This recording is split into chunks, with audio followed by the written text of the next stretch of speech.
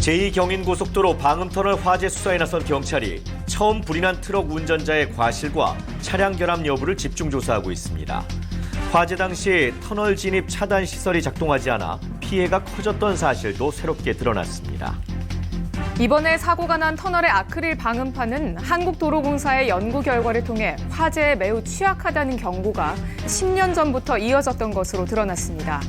산하기관의 경고가 있었지만 국토부는 감사원의 지적을 받고 나서야 올해 7월 뒤늦게 연구 용역에 들어간 것으로 확인됐습니다. 내년부터 전기요금이 4인 가구 기준 월 4,000원가량 인상됩니다. 원자재 가격과 연료비 상승 등으로 올해 소비자 물가는 지난해보다 5.1% 상승해 외환위기 이후 최고 수준을 기록했습니다. 신년 특별 사면을 받은 이명박 전 대통령이 오늘 병원을 퇴원해 논현동 자택으로 귀가했습니다. 수감 4년 9개월 만에 자유의 몸이 된 이 전 대통령은 국민들에게 심려를 끼쳐 대단히 송구하다고 밝혔습니다. 이브닝 뉴스입니다. 5명의 사망자가 발생한 제2경인고속도로 방음터널 화재와 관련해 경찰이 불이 처음 시작된 폐기물 운반용 집게차 운전자를 업무상 과실치사상 혐의로 입건했습니다. 모든 사망자가 집게차 반대편 차선에서 발견된 이유와 또 피해가 커진 경위도 집중 조사하고 있습니다. 정부는 이번 사고를 계기로 전국 방음터널 55곳을 전수조사하기로 했습니다.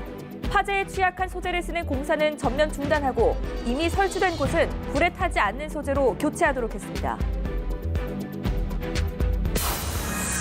신년 특사로 사면 복권된 이명박 전 대통령이 병원에서 퇴원해 자택으로 돌아갔습니다. 이 전 대통령은 국민께 대단히 송구하다며 대한민국을 위해 기도하는 것으로 역할을 하겠다고 말했습니다.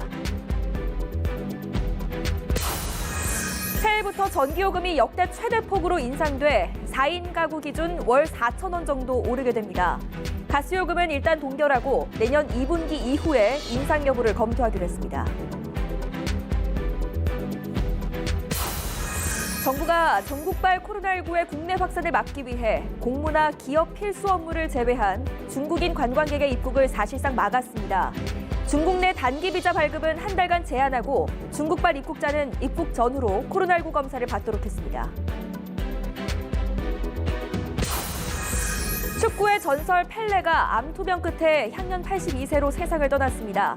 자국 브라질은 물론 전 세계에서 축구 팬들의 추모 물결이 이어지고 있습니다.